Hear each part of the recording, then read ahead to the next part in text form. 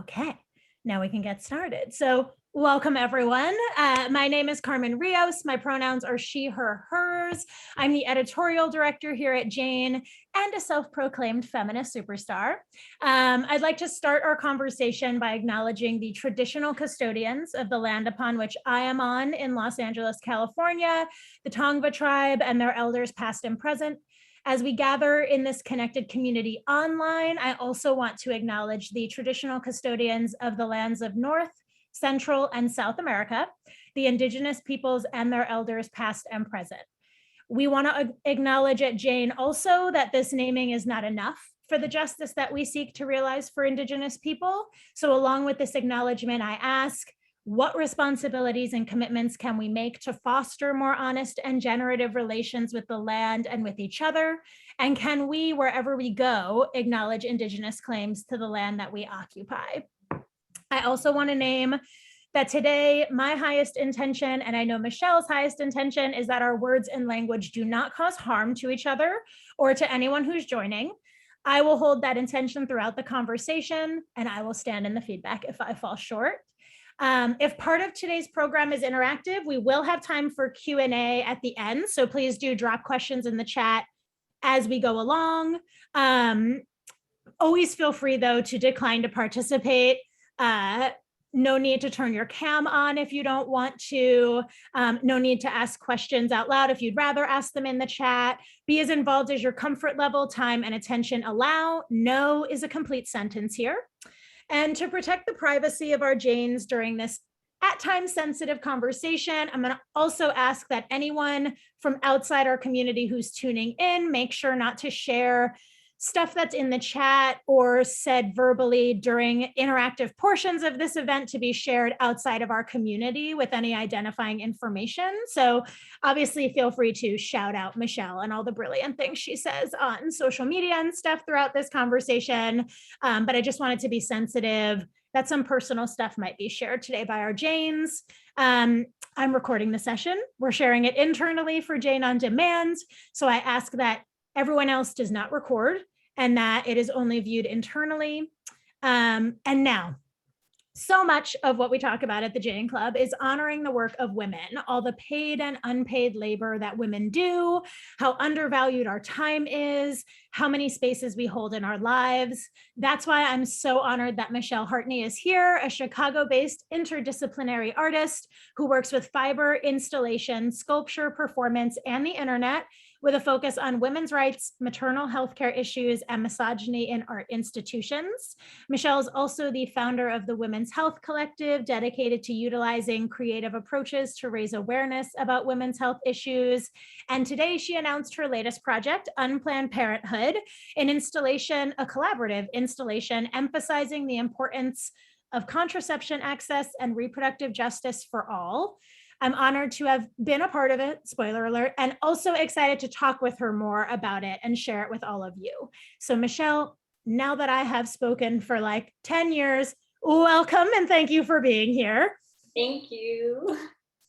And I guess, you know, to get us started, I always start with an inception story. So before I ask you approximately 1 million questions about the project for everyone, why don't you go ahead and tell us about what Unplanned Parenthood is? Sure. So Unplanned Parenthood is a new project that I'm working on about the history of birth control in America and what needs to come next. In 1928, Margaret Sanger, the founder of Planned Parenthood, published a book called Motherhood in Bondage, which included a selection of 250,000 vulnerable and desperate letters that she received from women in the 1920s, asking for advice about birth control and contraception. At the time, information about such reproductive health care was deemed obscene, and disseminating it was punishable by law. A lot of times we talk about these issues and frame them around access, but the women writing these letters couldn't even ask questions about their reproductive health. So I'm creating a textile-based installation with those stories at the center.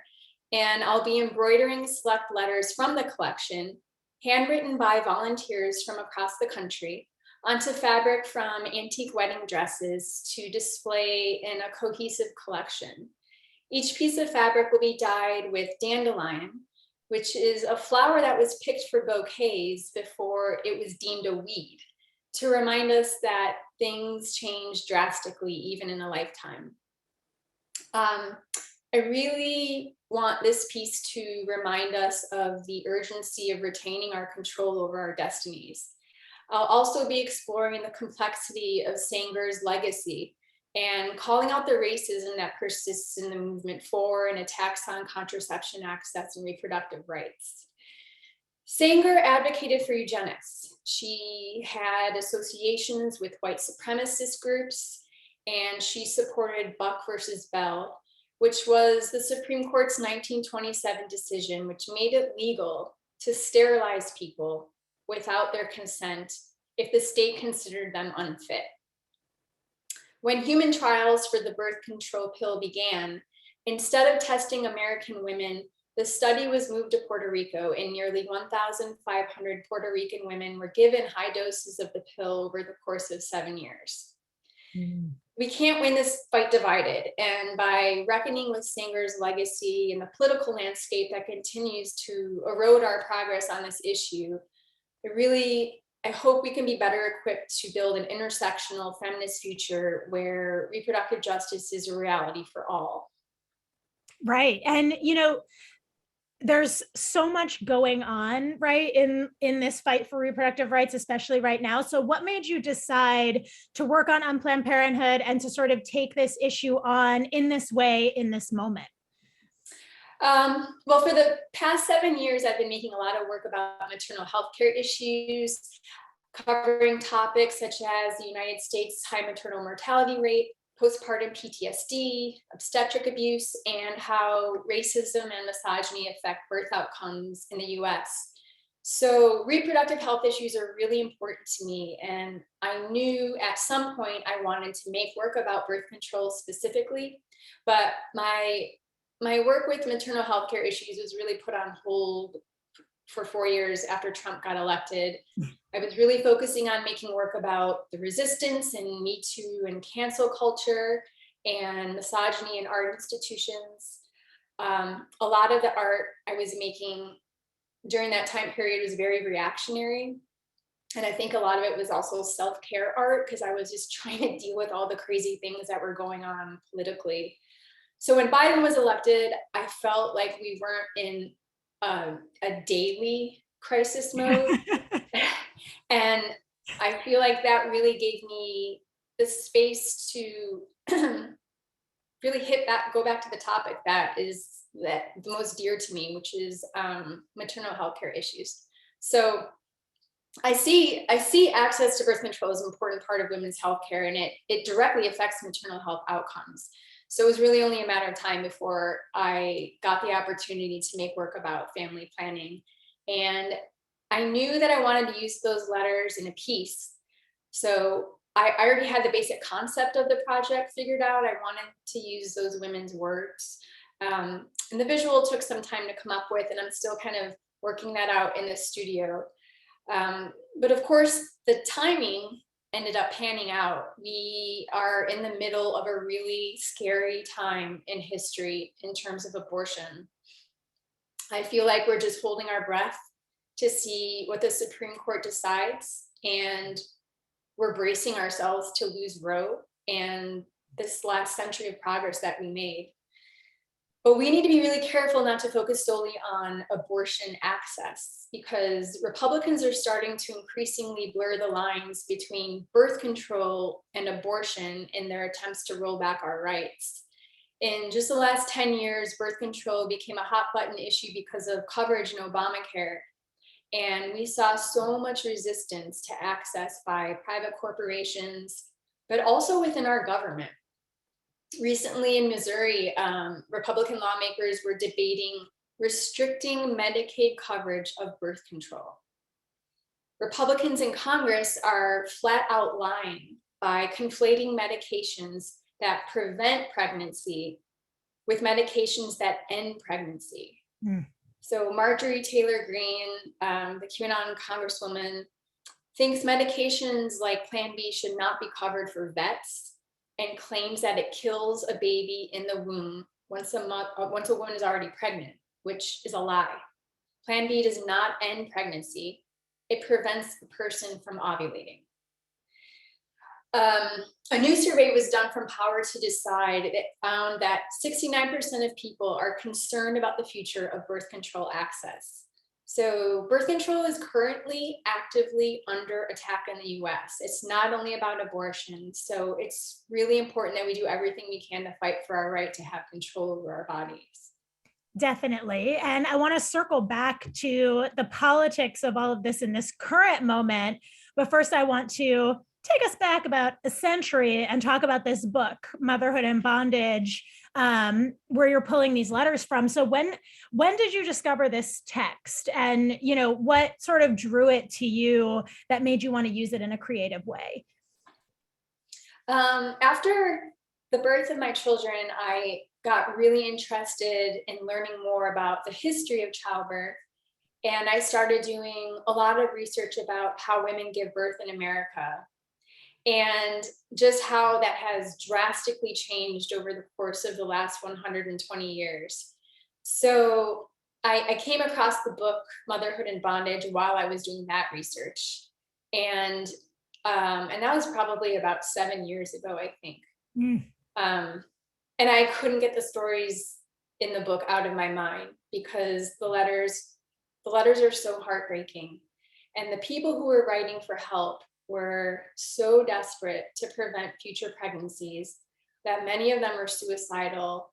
Many of the women were very poor. Some had 17, 18, 19 kids, and they just wanted to stop getting pregnant. And it was illegal for them to do that. It was illegal for a doctor to give them information about birth control, thanks to a man named Anthony Comstock. He was a salesman and a devout Christian who claimed that birth control promoted lust and lewdness. He drafted an anti-obscenity bill defining contraceptives as obscene and illicit, and he brought it to Congress in 1873, and it passed.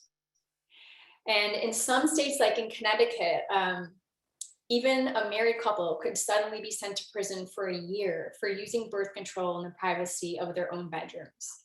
So it's just incredible to think about, really. It took one prude man to destroy millions of women's lives and essentially force them into motherhood. And this wasn't only about prostitution and lewdness, which Comstock uses as scapegoats. This was about men controlling women's bodies and giving them no choice but to become a mother. And this is the same exact thing we're seeing today with attacks on not only abortion, but the full range of reproductive health care that we need to control our destinies. So these letters are a century old, but this isn't ancient history. And millions of women still lack access to birth control, even though nearly 9 in 10 adults agree that everyone deserves access to the full range of birth control methods. Yeah. And are there any, I know that you've been going through the book as you've been preparing for the project in particular. And so I'm wondering, are there any letters from the book that have really stayed with you in particular? Yeah, there are so many that haunt me. The stories that really break my heart are the ones that are from children. The first chapter is called Girl Mothers. And it's all the letters that Singer received from women who became mothers when they were children. And some of the letters are written by actual children, like teenagers with 3 or 4 kids who are asking her how they could stop having babies. Some of the letters talk about being married at the age of 12 and becoming a mother at 13, which I cannot imagine. And then the other letters that really haunt me are the ones with the moms talking about what I often would hear them describing as being nervous or having the nerves. And they were describing postpartum depression and anxiety. And these women were often given the label as being hysterical, and nothing was done for them. And as someone who experienced horribly debilitating postpartum depression after my second child. I can't imagine experiencing that during a time when there was no awareness about it. And in fact, when every mom who experienced it probably blamed themselves and thought they Right. were bad moms, because moms still do that now. And we're told by their doctors. So, I mean, now we do have more awareness about postpartum depression and anxiety, even if medical sexism persists. But the fact that these women had to suffer with no hope for treatment or even the words to describe the medical condition that they were suffering from, it just gutted me. Here's one letter that's really powerful that I want to read. I'm 31 years of age, have 6 children, married at the age of 18. My husband is 28, drinks habitually, don't think women are for anything else, only to cook, wash, work in the field, and have children. I don't get stout from one time till I am that way again. I have the care of the whole family. He doesn't ever seem in a good humor. I have tried everything I have heard, but doesn't do any good. I am sad, downcast, and ashamed to go out in company because I have so many children and I cannot fix them like other children. I have refused sexual relation, but this causes awful quarrels, grouches, and everything else. If there's anything you can do to help me, I would be glad to hear from you at once. My baby is 4 months old, so I must get busy in time or I'll be gone again without remedy. My family physician says I have fallen womb caused by lifting things too heavy. I wish I could see you face to face and tell you all I want. I am in despair. Can you help me? Will you help me? It's just, it's so cruel to force pregnancy on people. And these letters are a testimony to that. Totally. I mean, I just want to like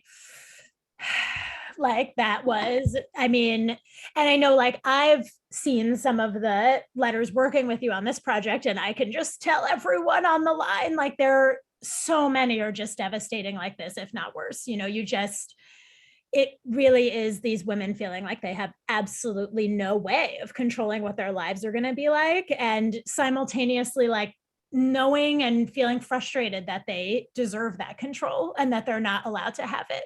And, you know, you keep mentioning that so much of what we see in these letters feels palpable and real and tangible still. And, you know, I want to circle back to that political stuff we were talking about before, because something that's always eerie to me about feminist work, I've done a lot, just coincidentally, a lot of like sort of I don't know if you could call it intergenerational, but inter-feminist waves work, right? And I'm always shocked, especially when it comes to issues like reproductive rights, by how little has changed. Like so much has changed, and yet when women share their experiences, when people share their experiences being denied care or facing restrictions to care, it's like a century has passed and the testimony is so similar. So I remember when I was at Ms., we launched a whole campaign about not going back, to echo the We Had Abortions campaign that we had in the 70s before Roe.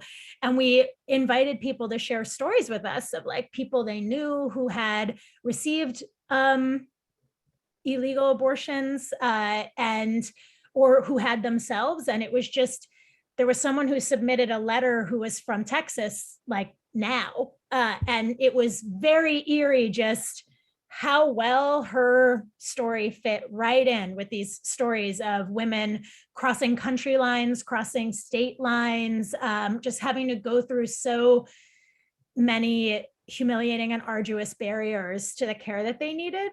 And, you know, so many women today now in so many cities and counties and states are just as desperate as these women, even if the conditions are different, for the unfettered access, right, to comprehensive care that they need and deserve too. And so I'm curious, you know, how do you, looking out at this landscape as an artist and activist, how do you hope that art like this can lead to tangible progress on these issues too?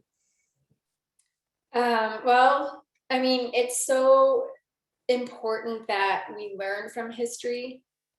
The letters that these women were writing are incredibly important part of US history. They document the desperation and pain that the US government caused by making it illegal to prevent pregnancy. It wasn't really all that long ago that simply preventing pregnancy was illegal. I mean, Sanger was arrested in 1916 for opening the first birth control clinic in the US, which ultimately resulted in the Crane decision in 1918, which allowed women to use birth control for therapeutic purposes. But it wasn't until 1936 that doctors were legally allowed to distribute contraceptives across state lines.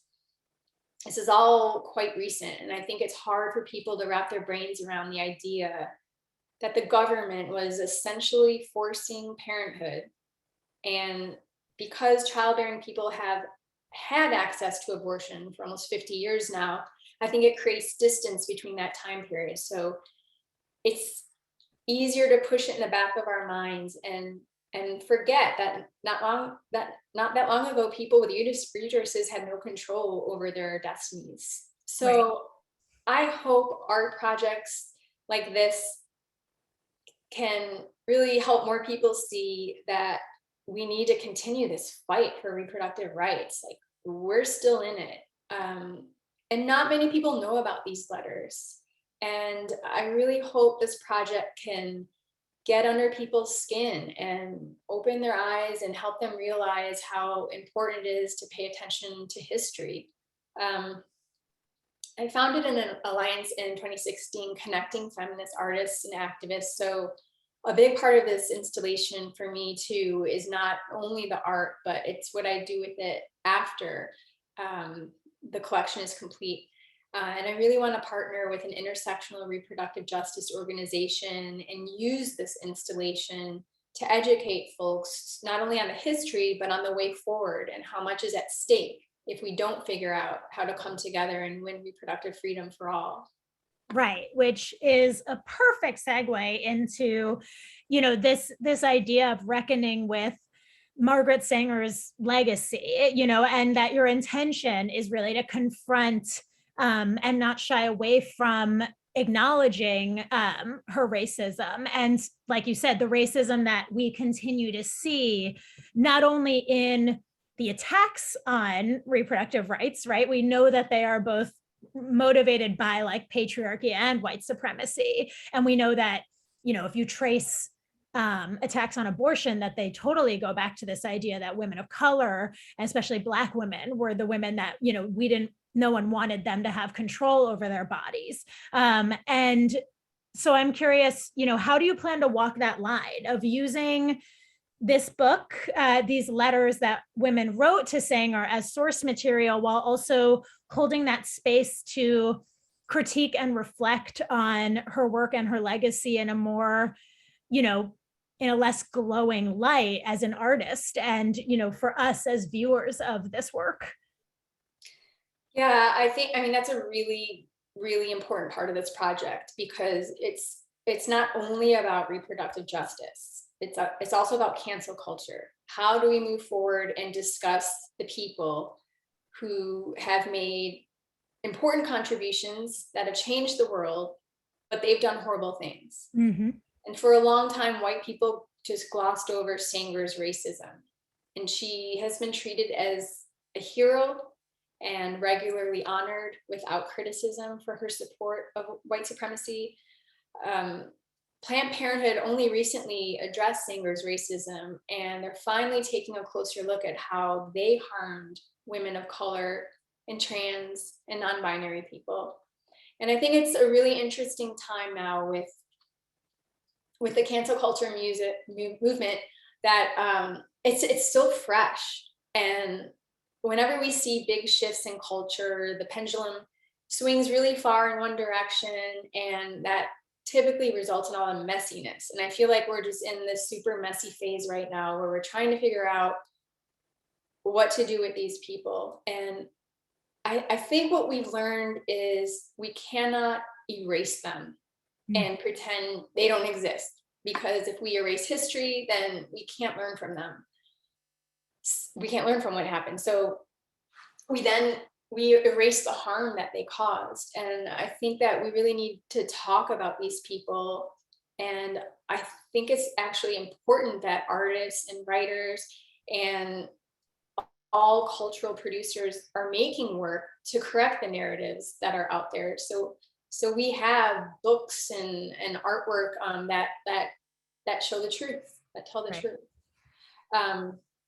Sanger's book was my starting point here, but it was and is such a rare archive of testimony from her time. I'm focusing on the content of the installation, on the women who wrote those letters in an attempt to decenter her. And I'm purposefully launching the project from the start, being critical of her legacy and throughout, and I won't let her off the hook. Context in art it's really important to me.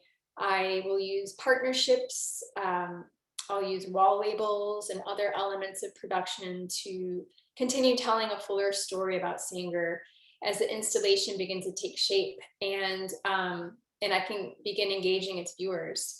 What I want to do is reckon with the racism of not only Sanger either, but the feminist movement itself. Right. We know that we won't achieve reproductive freedom without an intersectional movement. And I want to inspire people to do better so we can get there. Yeah, and that sort of connects to this idea of the participatory collaborative installation that Unplanned Parenthood is, which, you know, I love it because I just love the idea of imagining, you know, people of all different walks of life and genders and experiences and socioeconomic classes being able to be part of something that is reckoning, right, with this harm. And so why was it important to you that this piece be participatory, and how can everyone who's tuning in be part of it? Well, I really like to have participatory elements in my projects because most of the work that I make, I'm really trying to raise awareness about an injustice. And I've found that using art to approach these topics can be really powerful, and it can get other people engaged to make change, or at least have these important discussions with other people. And the art world it's so elitist, and it can be really intimidating. So I like having the chance to get others to engage with art, especially when it's outside of a gallery or a museum setting. And I also really like the idea of someone reenacting the moment these women took it upon themselves to get help and to try to change their lives and to seek out a way to have some control over their destinies. Working with women across the country to produce these pieces, to me, is an extension of the goal that I have here to demand that we build a reproductive rights movement that's big enough for everyone. And it honors the women who wrote the letters, but it also brings in generations being impacted 100 years later by the same patriarchal laws and restrictions. So if anyone is interested in handwriting one of these letters, I would love your participation. It would mean so much to me. So you would just need to go to my website and fill out a really quick form. I'll send you the text, and all you need to do is write it out in a dark ink and make sure it's legible, and just snap a photo of it and email it back to me, and I'll stitch it up. And I'm also hoping to celebrate the folks who participated, if they'd like, on social media. And this is just an issue that's affecting so many of us. And I want the participatory elements to empower us all and claim our full rights. Yes, and just because I know the chat doesn't ever translate into the Jane on Demand file, the website is michellehartney.com/unplanned-parenthood. If you scroll down, there's a little sign up box. And for the folks on the line in Chicago, Michelle's also, I know, hoping to do some like live write-ins. So you get double the fun. You get to sign up in 2 ways. And yeah, I really love it. And, you know, what you're talking about too reminds me, a friend of mine once said that all writers are activists. She was talking about, in the context of like talking about writing a book and this idea of being a feminist author, and this notion, you know, all writers have politics and an agenda, even if they don't say so. And in fact, if they don't say so, probably means that their agenda is to uphold like the white male power structures that are in place. And so, I tend to agree that the world we create or reflect as creatives, as artists, is shaped right by our values. So there's really no way to be apolitical in the world. So why for you is bringing feminism so deliberately and explicitly into your work such a core part of your creative practice? Well, becoming a mother is what really got me involved with activism. I have a daughter and I have a non-binary child, and I want to make the world a better place for them. So I guess I feel the most powerful way that I personally can do that is through my art. And I think my practice is also my way of coping with the patriarchy. I have an incredible amount of anger and sadness in me that is a direct result of the misogyny and the violence I've experienced at the hands of men. And it affects me every day of my life. And it often makes me feel really helpless. And so fighting the patriarchy with my art, it's healing for me. It makes me, I guess, feel like I do have some sense of control to change things in a little way. I'm actually also an art therapist. I stopped practicing that work when I became a mom so I could focus full time on my art. And I think that this is my way of filling that void. It's obviously not the same like working with individual clients, but the participatory cathartic elements or the hands-on actions in my work have become my new way to offer an element of healing to other people who are also affected by misogyny.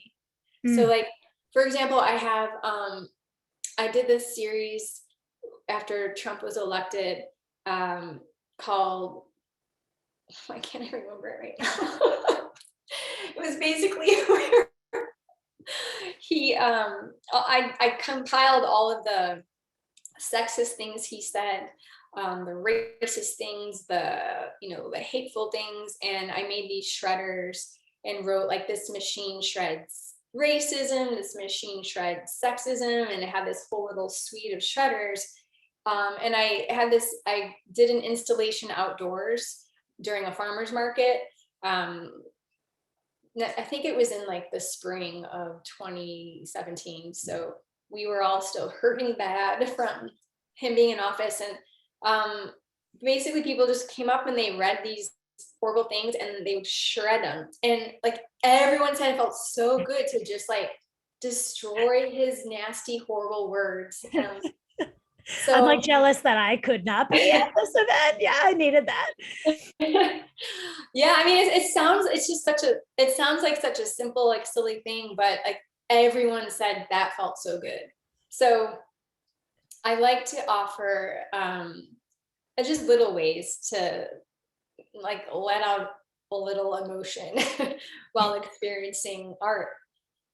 Yeah, whenever like in the immediate aftermath of that election, anytime like newspapers or magazines like came through my life or like the Ms. offices, because I was there at the time, I had like a red Sharpie that I saved specifically for like completely scribbling out any images of that man and making it so that we could like not have to engage. Like basically feels like the analog version of that Make Trump thing that I also still have installed on my computer because it was a lifesaver that I never had to look at that face ever again.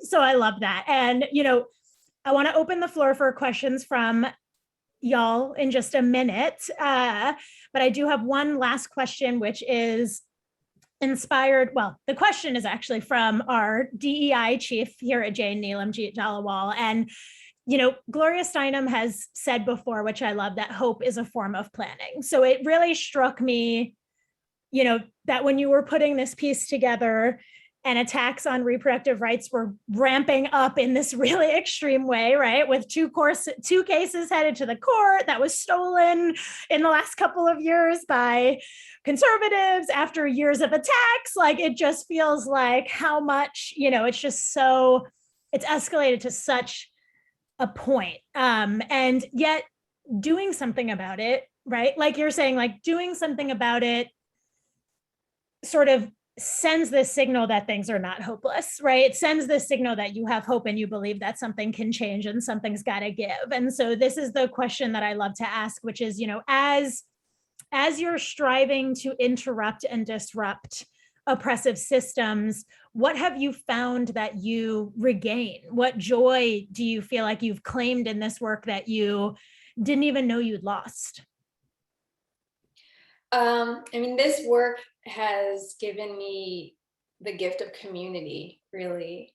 Like fighting the patriarchy, it connected me with other feminist artists who were doing the same thing, and that it's just been an incredible gift, because this work can be so exhausting. And as an artist, I'm alone a lot. Like, I work alone in my studio a lot, and so when you're kind of just like dealing with this like nastiness and these issues that are just heartbreaking, it gets to you. So I think finding my people, like, it really made a big difference for me, and that gives me hope and joy. I love that. I hope that a lot of the Janes in the audience can relate. Like, I don't want to assume, but that is my hope as someone involved in the community that we are building here too, that, yeah, it's like, just, I feel like it's also Gloria Steinem who has talked about that too. Just that space of being able to say, oh, I'm not the only one. Like, I'm not crazy. Other people think that this is outlandish, ridiculous, horrible, depressing, is so important. And so just thank you so much for creating space for that too with your art. And yeah, I want to open the floor in our last like 15, 20-ish minutes. I totally could keep asking Michelle many questions, and I have other questions I can ask her, but I want to make sure if folks have questions for her that you all get a chance. So if you want to toss them in the chat, if you want to unmute or come camera on, you're also welcome. Does anyone have any questions for Michelle about the project, about her work overall, about her creative practice?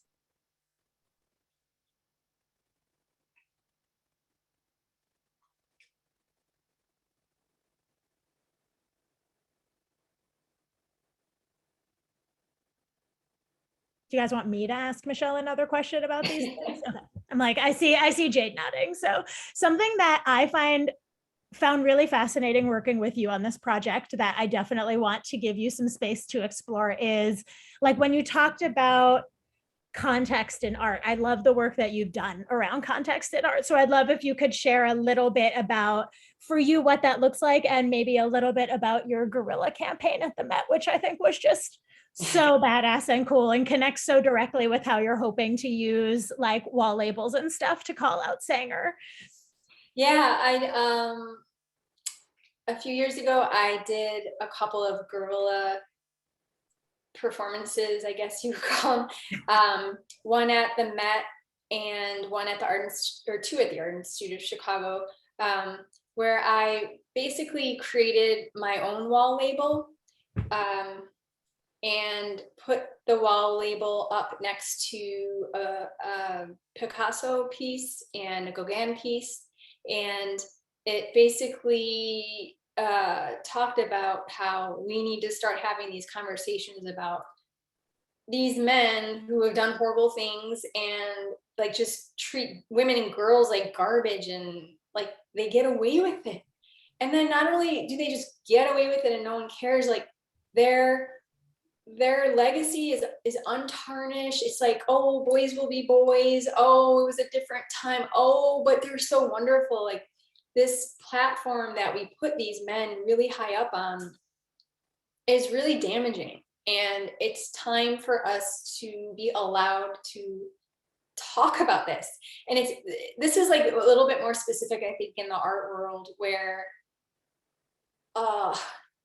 like some curators have issues with any wall labels, and they want the person to just view the art and take it in as their own experience. And I do not like those people. I love wall labels. They're so nice when you're looking at art to like have a wall label. Yes, you can learn so much more about the pieces, and especially with conceptual art, because conceptual art is easy to just walk past and be like, what the hell is that? Oh my God. And then you read the wall label, and I had a moment with a Spencer Finch piece, which was just, it was a fan, like at an art fair, a fan blowing. And I'm like, what the fuck is this? I was like so mad. And then I read that it was Spencer Finch, and I love him. And it was so beautiful, because he had gone to Emily Dickinson's home, and he measured the duration and like speed of the wind coming through her window at the desk that she would write at. And he programmed the fan to mimic the breeze Emily Dickinson felt, while she was working. So if I hadn't read that wall label, like that piece is with me and forever. And it like touched my heart. So I'm all for wall labels and more information. If you don't like wall labels, you just don't have to read it. Like, it's so simple. Just don't read it, and then take in the art as you want. So that's kind of a thing in the art world where they kind of want to make the art, just kind of have a pristine, pure experience with it. Which, how is that even possible nowadays? Like we know a lot more because of social media and the internet. So I think it's hard to have like a pure experience with a piece of art. But yeah, I think it's really important that museums start talking about Picasso, like, and the things that he did, and Gauguin, and the fact that, and Chuck Close, and the fact that these guys were actually the women they were objectifying are the subjects of their pieces, and we're still not allowed to talk about it. Like, so yeah, I think contextualizing is really important. I feel like there's a shift in the art world, especially in museums, and museums are realizing that they need to do this more. And I think that's where we're headed, hopefully.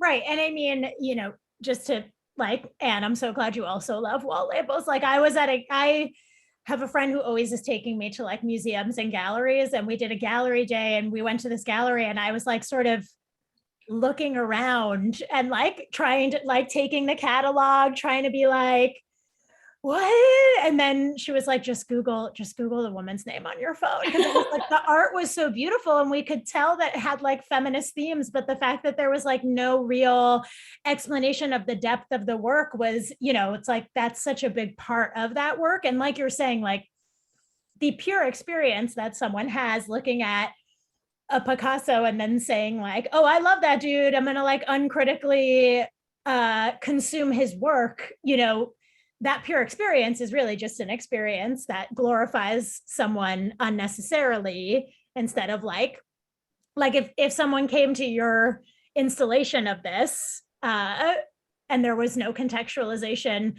they could come away with a totally wrong impression of like you trying to, lionize or whatever. Like it's so easy to misread work too. So I feel like that context is so important. Like I always wonder, like, don't artists like having she works at a museum, so I'm always like, do they write the wall labels? Like they like them, right? Like that's because I feel like I'd be like, this is my art and this is what you should think about it. Please interpret it this way, as that is what I meant to interpret it as. Also prevents any like Pepe the Frog situation from happening. But and something else that I think you're doing with this project and with a lot of your other projects that a lot of our creative Janes could relate to in the room and when they're watching this on demand is like, we've talked to a lot of primarily writers about this, but this idea of like working through murky, dark, traumatizing kind of content or experiences on the page, on the canvas, on the fabric. And so for you, like doing work that is grounded in this heavy stuff, right? Like the idea of being a feminist artist during the Trump era, I am just like sending you solidarity because I was like working in feminist media during the Trump era and it was not great. And you know, how do you manage everything that comes up when you're talking about all this heavy and dark stuff in this work? Like, how do you sort of, like, even if it's healing, where's your catharsis coming from? You know what I mean? In doing this work, and how do you sort of manage all the emotions that come up for you when you're engaging in these topics? I think it's like the process of the art making. Like often I will do, I kind of do gravitate towards fiber and sewing. Even though I use a lot of different mediums, that's sort of really, I started sewing when I was like really little, and that's just how my brain seems to come up with solutions to like visuals that I'm trying to sort out. So I think that part of the like restorative part of making work about this difficult, depressing topic is that I'm it's like they call it finding flow when you're, you know, making art, when you're drawing and you're sewing, or you're, I mean, playing music. There's so much value in that, and being able, I mean, it's like meditating in a way, and it's shutting your mind off. So it's a way to be embedded in the work and in the topic, but not thinking about it. So you're like making the project, but you have that space to not have to think about it because you're in flow, because you're sewing, because you're, you know, painting. I think, yeah, I think that's kind of what gets me through it. Yeah, I love that. I relate. Whether or not that's a healthy coping mechanism I is know. others, but I have other really unhealthy ones. like the thing that happened for me during the Trump era was like I suddenly, after 25 years, was like, I love fiction. Like bring it to me, like inject it into my veins. So but yeah, definitely, you know, it's true that doing the work also can be something that helps you get through all of those emotions. So yeah, thank you so much for being here with us today, Michelle. Like before I close it out, any final questions or words? We do have time for like one, but I also understand if you all are like so deeply moved by all of this that you're just absorbing the information. So I do want to say thank you. Like, this is incredible. I'm not very knowledgeable in artists and stuff. And so just seeing your work is inspiring, and it resonates with me because I've been trying to pour my heart into my art, and this has been incredible. So thank you. Thank you. my God, thank you, Jade. That was so sweet. Yeah, I'm also gonna put on my reaction heart. My new favorite Zoom feature is this. But yeah, thank you so much, Michelle, for this project, for being here with us to celebrate it, and you know, for all of the important conversations that it's going to start as it takes shape and goes into the world. So thank you so much. Thank you everyone for being here. Thank you if you're watching this on Jane on Demand. And if there are non-Janes in the room, I'm like, oh, I'm also going to drop Michelle's links in the chat because I had those and then I forgot. If you guys want to stay connected with her, and you know, thank you to our Janes for being here. To anyone who is a future and potential Jane, head to thejaneclub.com. We have conversations like these all the time, and we would love to see you in the community. So thank you everyone for being here, and I'll see you all soon. Bye all. Bye. Thank you. Bye.